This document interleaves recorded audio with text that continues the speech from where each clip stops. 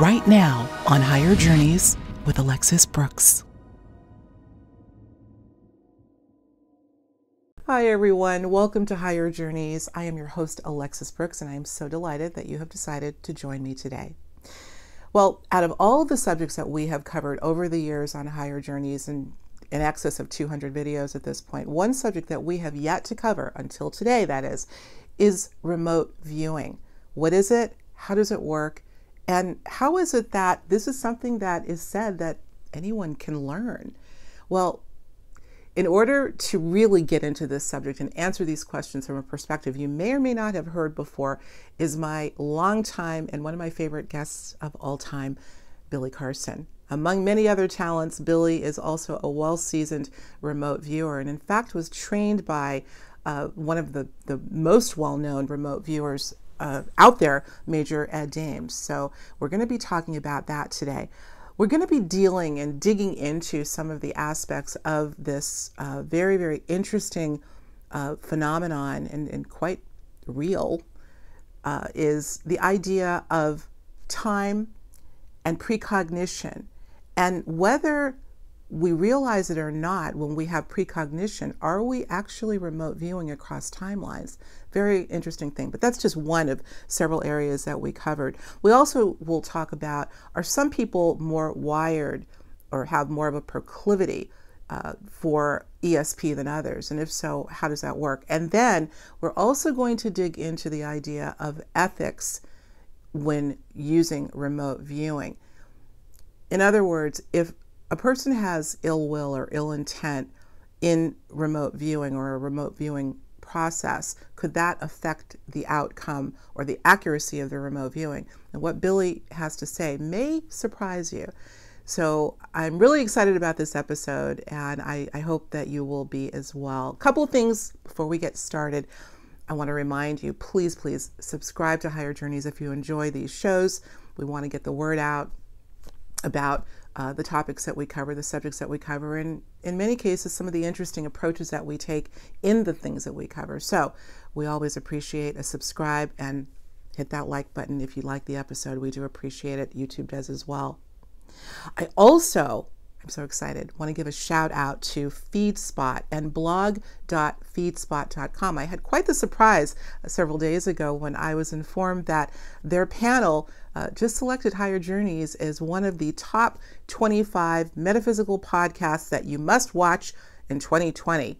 I'm somewhat familiar with FeedSpot, and I know some of the other shows that have been, or podcasts, I should say, that have been featured as award winners on FeedSpot. So I was quite honored and surprised that they reached out to me and let me know that Higher Journeys was recently selected. So thank you, FeedSpot. I do appreciate it. And I couldn't do it without the Journeyers. They got my back. So thank you. Okay, I think that's about it.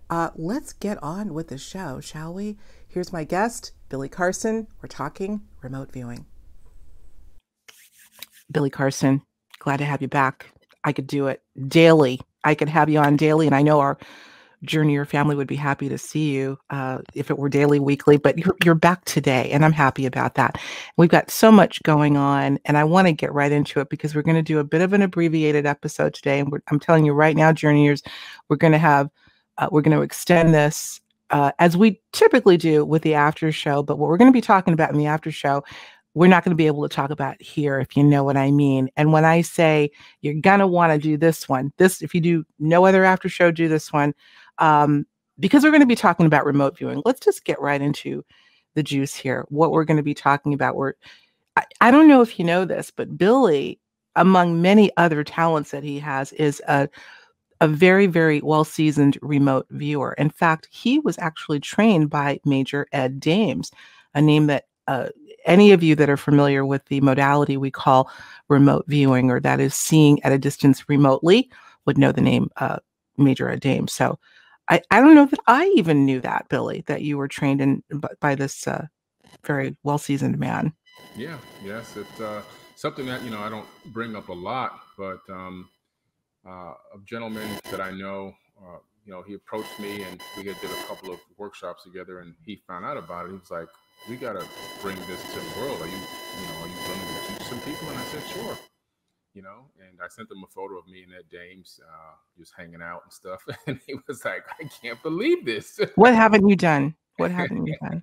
I've done a But few things. I've been fortunate. I've been able to do a few things in this dimension and in this avatar body, which is Uh, a cool and thing. yeah, really just a thing that I found surfing through the internet one day, and I came across a remote viewing website, and it said to do an aptitude test for it. And I did the aptitude test, and my first target ever on just a whim was so close to accurate that I was like, wow, there really is something here. And that's when I then reached out to Major Ed Dames, because after I started researching, I found this guy was like one of the leaders in the whole field of remote viewing. And I found out also he was going to be retiring soon. So I said, wow, I got to get a hold of this guy. I want to sit down with him. And I literally hunted and found him. And I spent quite a bit of time with him. And I learned a great deal. And now I'm going to bring some of that knowledge to an exclusive amount of students and give them the opportunity and the benefit of learning what I learned. Well, we're going to get into that. And that, of course, is the impetus for how we put this conversation together. I wanted the journeyers here to know that that Billy's going to be doing a workshop. Essentially, we're going to have all the details. I'll tell you right now, it's Saturday, December 5th, 4 p.m. to 8 p.m. Eastern time. And when Billy and I had a nice chat over the weekend, a couple days ago, I lost track of days and time, but not that long ago. And you had mentioned that you're doing this workshop, and I thought we got to have you on to talk about this. I don't think I've ever had a show discussing remote viewing before. I don't think. And obviously it fits under the auspices of higher journeys and the subjects that we cover. And it's quite interesting, also quite controversial.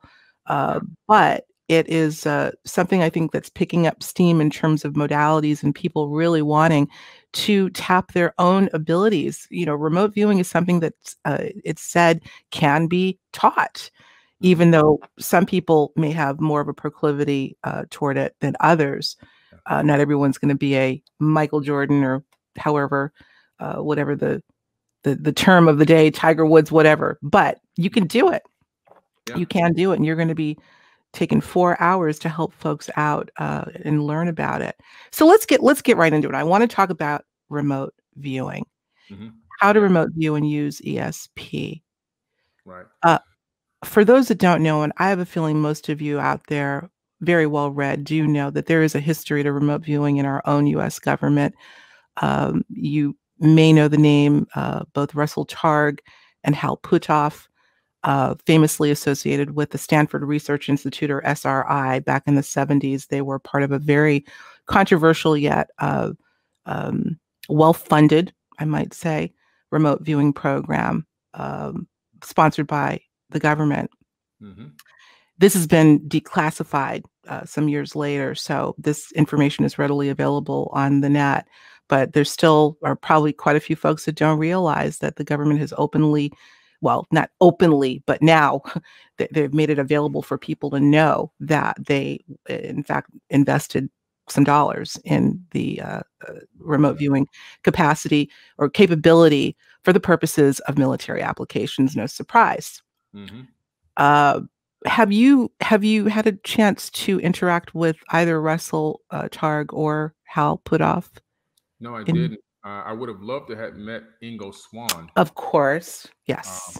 Who was the teacher of Major Ed Dames. Literally was his instructor and the lead of his team initially. Unfortunately, he passed away before I can get a chance to meet him. But that was really like a dream of mine. After I got really deep into it, I really wanted to meet him. I mean, he was off the charts. Off the charts. I'm sure you read his book, Penetration. Yeah, absolutely. Incredible. We've brought that. Find out how powerful the mind is. Yeah. He's definitely the superstar in this. And I think there's a little bit of a back and forth as to who actually coined the term remote viewing. Was it Russell and Hal or Ingo Swann back when he was working in the very early 70s at the American Society for Psychical Research? I'm very familiar. And I, too, wanted to meet him. He was quite a card. I mean, very irreverent, very straightforward, very troubled, went through a lot. You can tell. Yeah. when you're able to gain that much knowledge, sometimes it's hard to contain that and also deal with this regular third dimension mundane life, because that stuff is just so out there. I mean, I remember in 1973 he used his mind to travel to Jupiter, Hmm. and he then detected the rings around Jupiter, and he Hmm. remote viewed Jupiter. And people were like, "What rings around Jupiter? There's no rings around Jupiter." And we didn't discover them until Voyager sent images back in 1979 on the Voyager 1 mission. So, listen, that's incredible that he was able to detect something that was there before modern science even knew it existed. So this man was really a true remote viewer, really powerful, and his techniques were handed down, and they're really, really sound techniques. Hmm. Yeah. What makes, Billy, you think some people more naturally attuned to these sorts of things? Let's say broadly ESP. This Mhm. is a question I've posed before, and I don't think it's an open and shut case I think it's a loaded question. But in your estimation, I mean, for instance, you took this assessment and it was determined that you do, in fact, have high aptitude for something like remote viewing, among other things. Why? What is it, the way some people are wired? Is it their DNA? Is it their blood type? What do you think? I think it's the way that your brain is wired and configured. You have these neural correlates of consciousness. The actual name of these three giant nerves that wrap around the inside of the skull. They actually look like a crown of thorns. If you know the biblical story of Jesus walking around with a crown of thorns, it's more allegorical to talking about these three neural correlates of consciousness, these gigantic neurons that look like a crown of thorns inside the brain. And also, then they interact with the magnetite crystals at the base Yes. of the brain.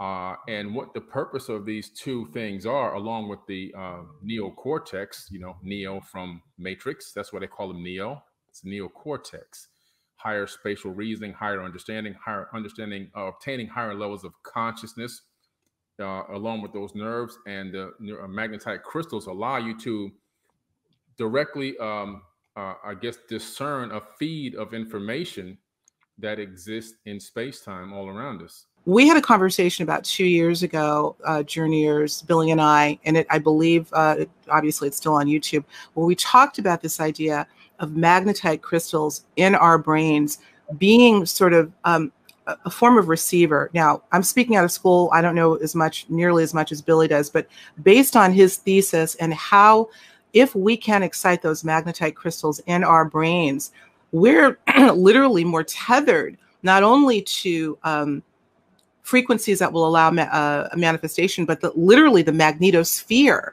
And so I said to Billy, I wonder if I were to create a little bit of an instrument and do a meditation with this, could I possibly uh, excite the magnetite in my own brain? And so this is what I came up with. And I think that based on how you're wired, or based on how sensitive that device is, because it really is a device. The human body is the most sophisticated, advanced technology that we know of. There's nothing we've created that's more advanced in the human body. And I think that this device that's inside of our skull can be slightly more sensitive to this etherical grid of data, this Akashic record field of data, than other people's devices. So it just depends on how it's wired. And another way to give you more evidence that this is possible, if you look at a person that's been considered a natural born killer, there are people that kill not because it's just that they want to kill people. There's people out there that kill because they can't stop themselves from killing, because their brain is wired that way. Inside the frontal lobe, there's a set of nerves that stop you from acting out things that could be detrimental to others and yourself. Now, if you're born with a deformed frontal lobe, which actually happens, any part of the human body can be born deformed. You can then not stop yourself from cursing somebody out, from attacking somebody, even from killing somebody. It's unfortunate that somebody could be born that way, but it actually happens, scientifically proven that it happens. So Hmm. people are wired so many different ways, and this, this ability to remote view can be taught to everyone, But just like in basketball, you have Michael Jordan, and then you have, other players that were on the team, Hmm. BJ Armstrong. I mean, BJ Armstrong got himself some championship rings, but he's not Michael Jordan. Now, he Right. went through that funneling process to get to that level, and he worked his butt off. But there's still always going to be somebody that's just a little bit better, you know. That was beautifully explained. When you think of individuals, unfortunately, that are born with brain deformities having to do with the frontal temporal lobe, Mhm. it makes me think of Tourette syndrome. Mm, People that have these uncontrollable movements. mhm, And in some cases, it's swearing. It's not just physical movement. It'll be words that'll come out of someone's mouth. mhm. This is probably more common than we know in a variety of forms, but that's a great analogy, or not even analogy. That's more than an analogy. Interesting. But the bottom line is, and this is what's important and important for you all to know, if you're interested in signing up for Billy's workshop, which again we'll have more details on, is it can be taught. And I have been rocking this for a while, Billy, that I feel, particularly in the last year, with all the tumult going on in the midst of this, we are living in a metaphysically potent time. Yeah. Many feel that the veils between this dimension and others are thinning, maybe even gone, and are dipping our toes into the waters of phenomena Mhm, are um, are a lot more plausible. We're able to do it. So things like remote viewing and any kind of psychic capacity or psi, or what I call metanormal activity, I mhm. think we're ripe for now. So I think the timing is perfect. Mhm. Why are you doing this now? Let me just put that out to you. Why are you doing this workshop now? I really feel that it's done a lot for me in my life, not just because it gives me ability to try to find things that I lost or something like that, but like I just really want to be able to experience the universe, not just this little mundane area that they've given me on this map, geologically located on this tiny little planet. I want to be able to experience places that I may not get to in my lifetime. And I found through remote viewing, I literally can go anywhere. And Thoth talks about this in the Emerald Tablets of Thoth. And that's what I wrote about in my book, Compendium of the Emerald Tablets, where he literally takes his mind and travels to other planets. He travels because the mind is outside of space and time, he's able to watch civilizations rise and fall. I mean, think about how long it takes. He would travel from planet to planet watching civilizations rise and fall. He would remote view information and gather information from the Akashic record field and incorporate that into his teachings to other people. And so my thing is, how can I be more like, my mentor, which I believe Thoth is my mentor? A fractal of his knowledge became a fractal of my knowledge because of me studying and reading his work.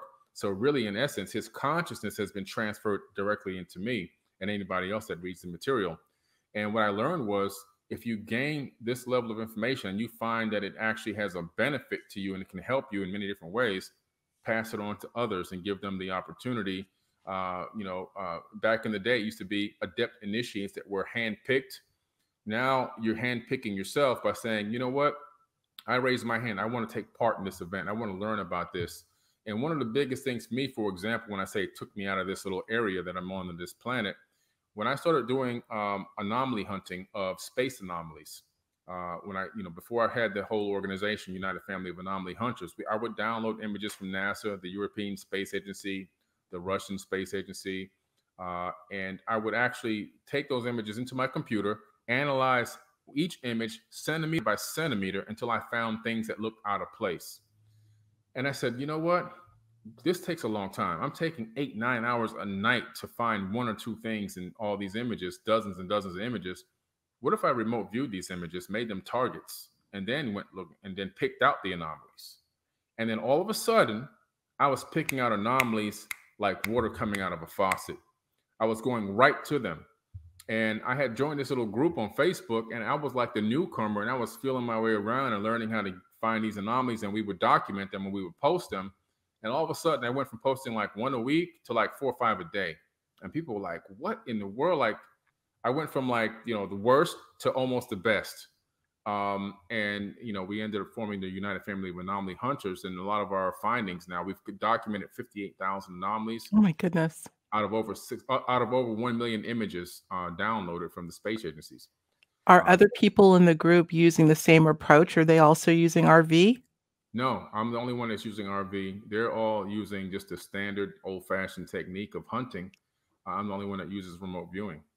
But I can find just as many as them and more in a much shorter period of time. Now, some of them are more skilled with the imagery and able to do the, adjust the contrast and things like that to show the different enhancements and show what's there and what's not there.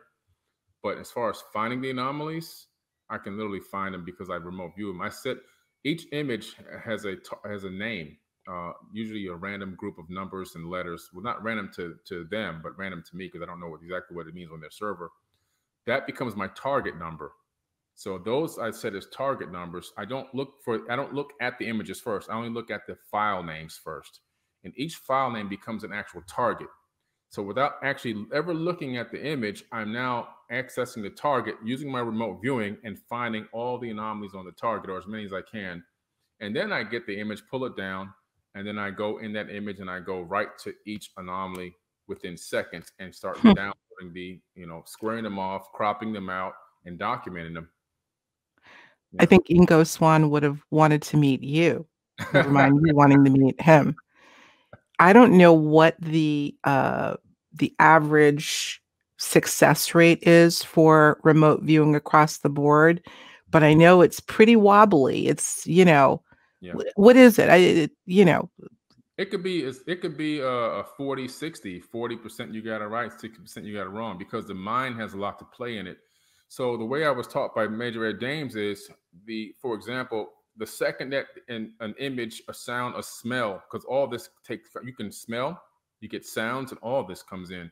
You need to document it immediately. This is why you're never completely out. You have to be in a semi-daydream and awakened state. You've got a notepad and a pen in your hand or a pencil, and you're literally getting information and writing it, documenting it, getting information and documenting it. Because if you wait past an extra second, even an extra half a second past the download, now the brain could add things that just ambiguous things that didn't have anything to do with the download. Absolutely. And fill in the holes, if you will. We tend to do that anyway. And whether it's dreaming, meditation, any type of visualization exercise, the brain, particularly the left hemisphere of the brain, gets in the way. Here's a question out of every question I've been wanting to ask, and I've got many on which we won't be able to get to all of them. This is probably the one that's the most exciting to me. Can we remote view across timelines?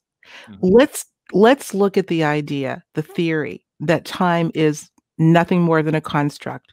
And at minimum, past, present, and future are all happening at the same time, simultaneous time.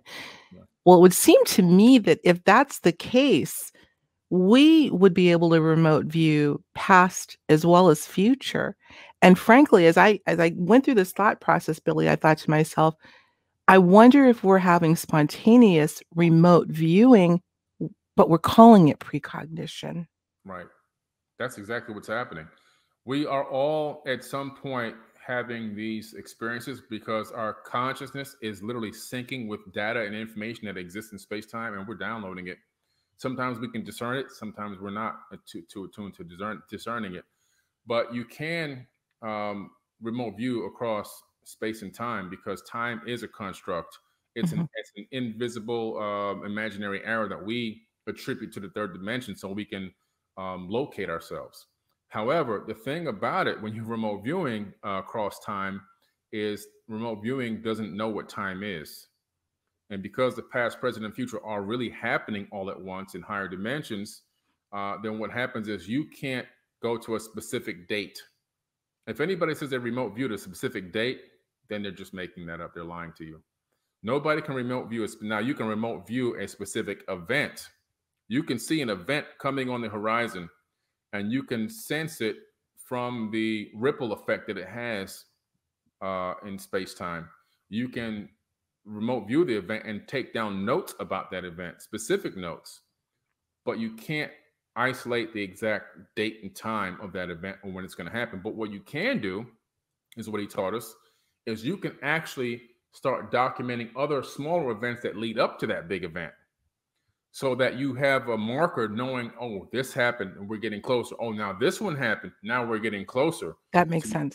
Yeah, you won't get the exact date and time, but you will have markers like landmarks leading you up to the event, and you'll know when the event's close. That's brilliant. Yeah. That's brilliant.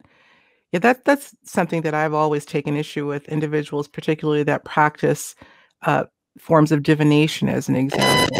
Oh, there's that sound again. Like, guys, I don't know if you can hear this. I just got zapped with this crazy Wow. static Hmm. that's going on. Weirdness. So Wow. forgive me, I just jumped because it's kind of arbitrarily popping in and out. I don't want to lose my train of thought, so forgive me. Hopefully you guys won't be able to hear this.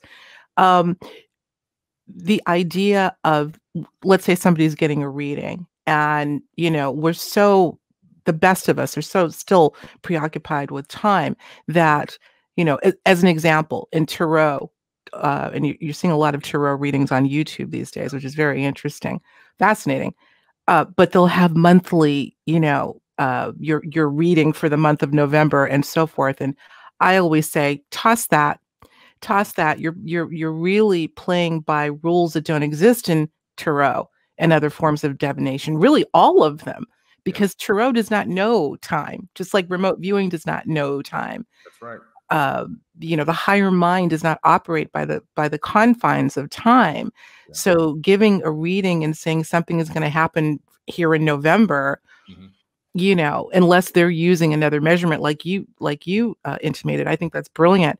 But we need to let go of this notion of time. And I think that can really color the information that we're getting to begin with. Right. And Yeah, yet, because like for example, there's this big thing. I've gotten probably 200 or 300 DMs and emails about a event that's supposed to happen December 21st, 2020. yes, And yes, I'm guys, when they give you a date, just forget about it. It's not going to happen. that's interesting. Nobody can give you the date. Yeah, well, that's an interesting thing. I'm somewhat familiar with what's happening on December 21st, or what's said to be happening, much like what happened in January of 2020 with the cosmic conjunction. Mhm. They had it not only down to the precise date, but the time being 12:34. Well, I believe we were both in Australia. I was in Uluru. I will say something did happen then. So something happened energetically. Now, energetic things will happen, but for them to say that there's going to be 3 days of darkness and all this stuff Oh, that yeah.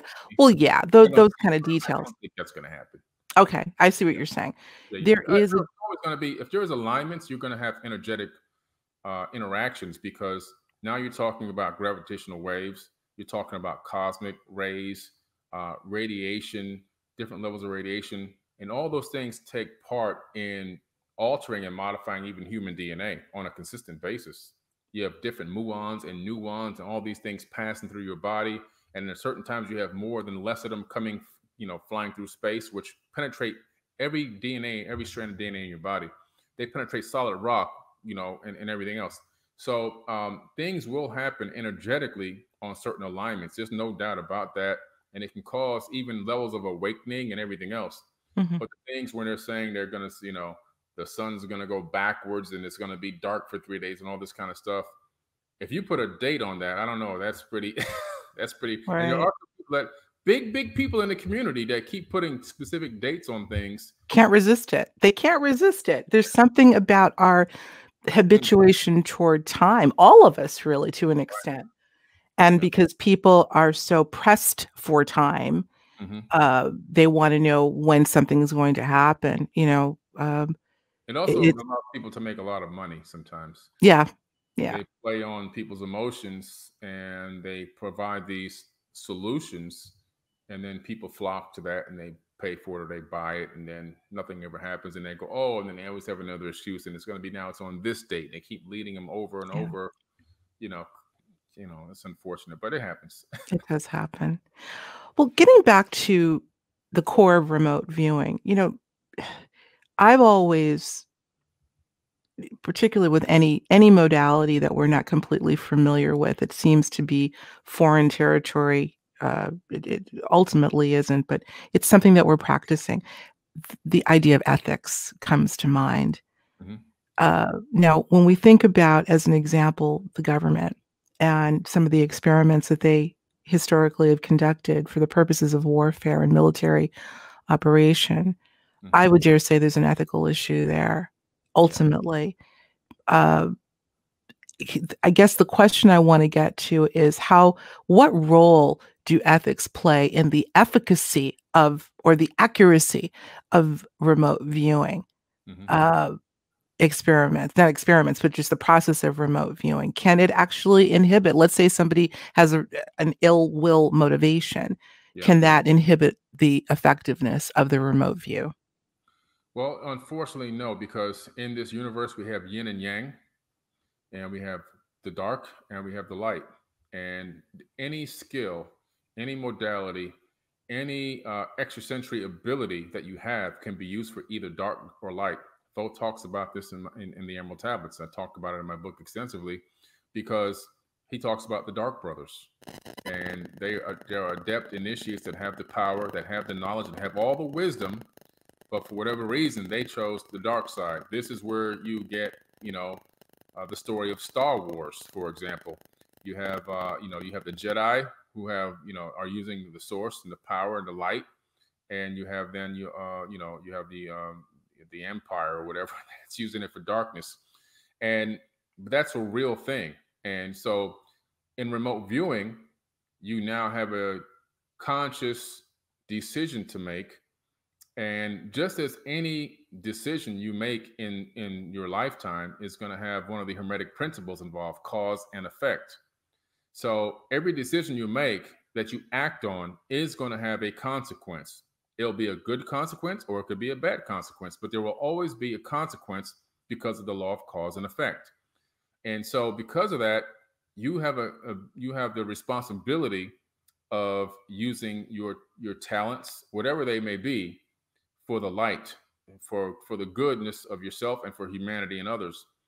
But people, unfortunately, because this is a free world, a free thought universe. You can make up your own mind. You can do whatever you want. Free will universe. I'm sorry. So what happens is, if I decide that I want a remote view and I want to use it for things that maybe are not that ethical, unfortunately, there's nothing that can stop me from doing that. It's just like if I know how to break open safes, now I can make a business out of that. And when people call me because they're locked out of their safe, I can go to their home and I can help them crack their safe open. They'll pay me a fee and I can put that money in my bank. Or I could take that same exact safe cracking skill and I can sneak into banks and I can crack this bank at the safe at the bank, and I can steal the money out of the safe. Both ways I get money, but one's dark and one's light. So it's up to the person, their own consciousness, their own level of self-value, self-worth, their own level of unconditional love for others, and the true light that's inside of them, to make the right decision. Or do they choose, to go to the dark side? So, I was hoping the answer would be different, and yet I should have known better as I think about all of the historical misuse of occult practices, broadly speaking, as an example. Yeah, no, you're absolutely right. And yet I still feel, Billy, that somehow karma will make its way into the scenario. So I don't want to focus too much on that, but I remember last year I was at the Awakening conference in the UK, and so sorry that didn't get to happen this year.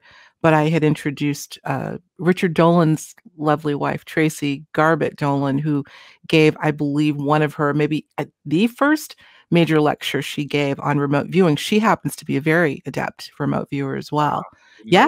Yes, absolutely. She hasn't done a lot of work on it, I don't think, but she did speak about it at the conference, and I introduced her, and then we had a chance to spend some time on stage afterwards and just kind of do a Q&A, and we brought up the ethical issue, and she spent some time talking about that.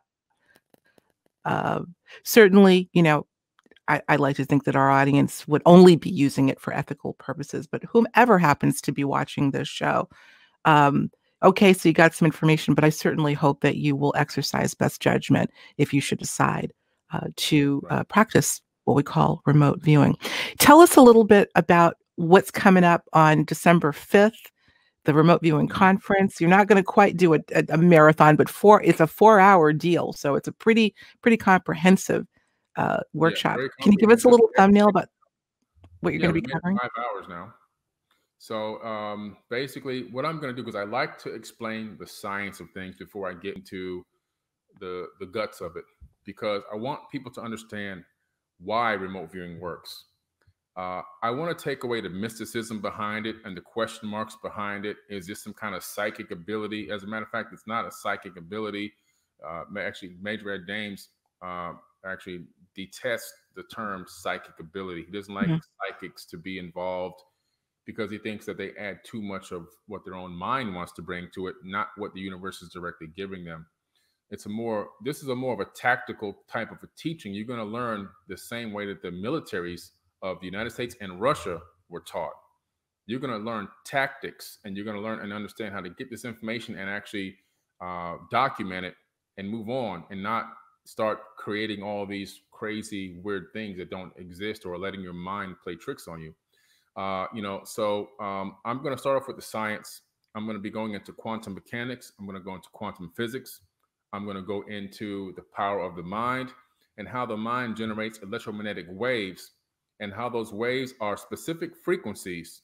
And because every single thought you think leaves out of the skull and goes out into space time, every thought of every entity in the entire universe already exists in space from the moment of their conscious explosion to as a embryo until where they are now.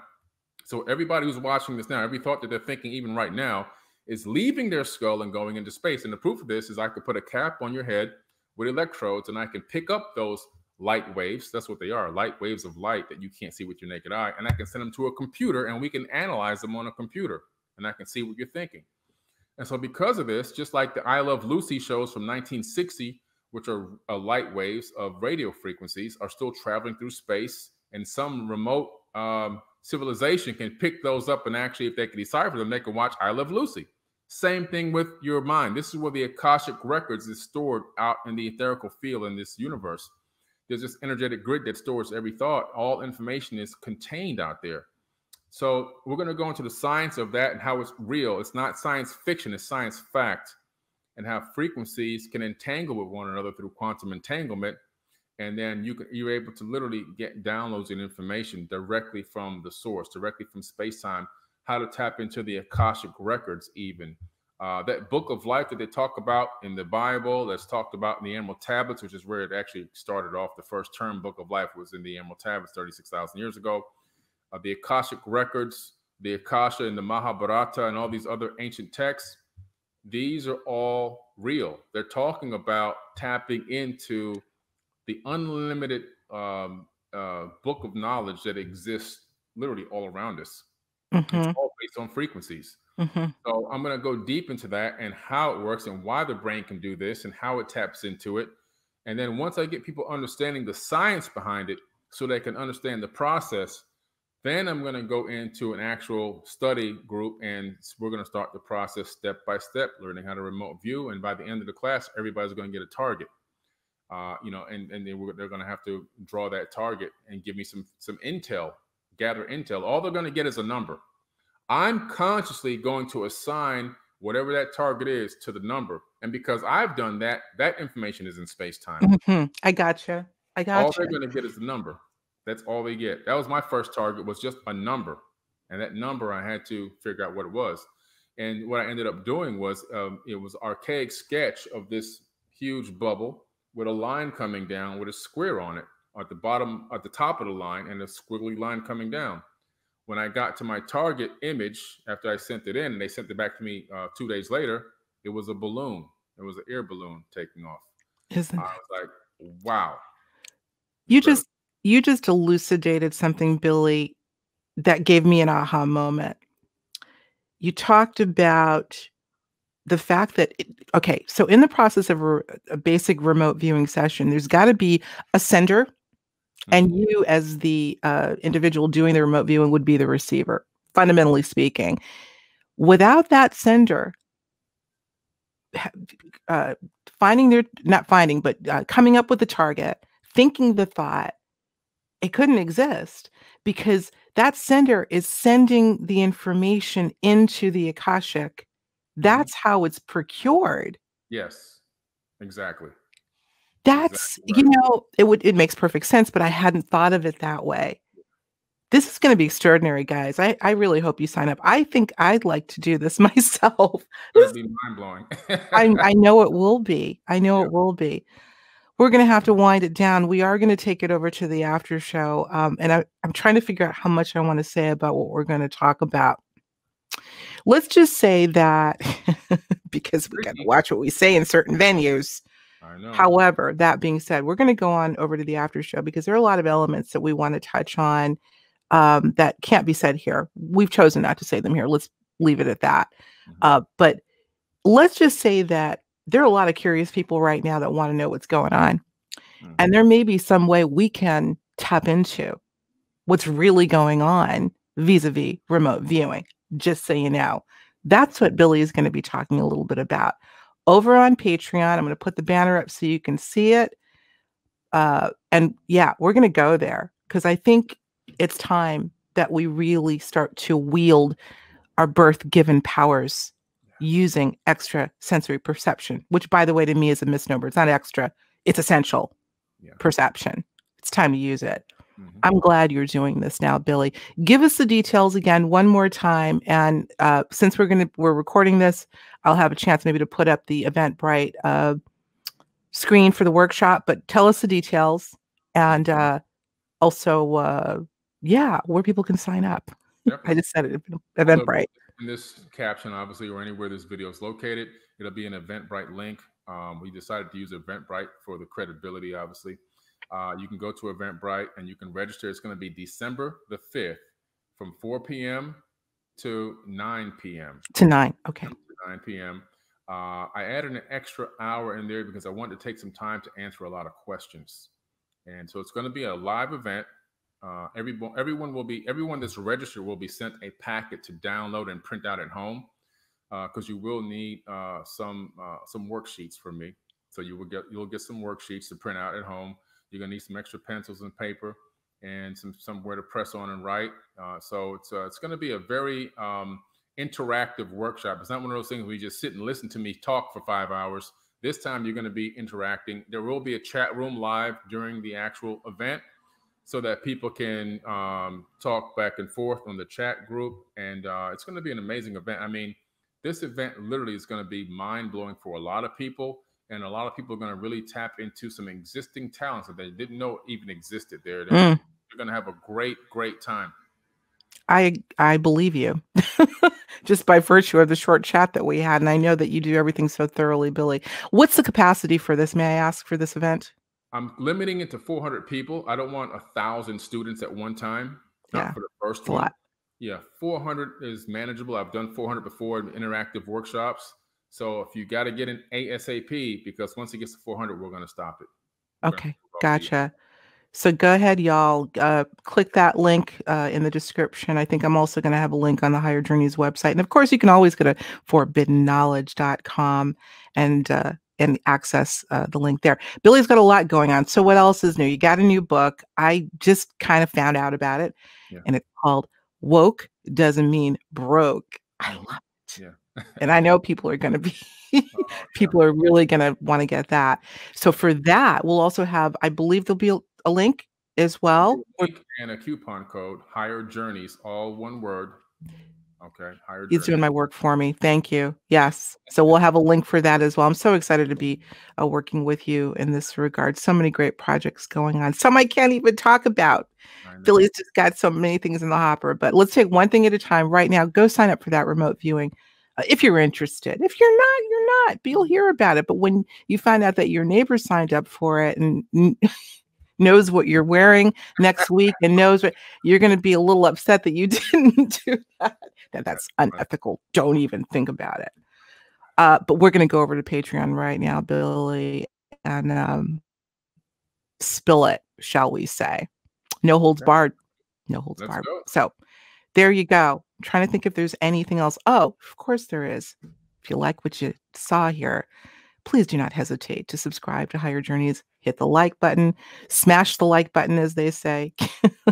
We do appreciate it. And it does indeed help get the word out about Higher Journeys and Billy and all the great subjects that everyone needs to know about. So we would appreciate your hitting that subscribe button. All right, Journeyers, as always, we thank you, Mr. Forbidden. Billy called me the other day, right? And so I answer, hello, Forbidden. That's too funny. Love it. Love it. Well, you are synonymous with Forbidden. Yeah. ForbiddenKnowledge.com. Billy Carson, as always, namaste. Appreciated. Thank you so much. All right, Journeyers, we shall talk to you real soon. Take good care.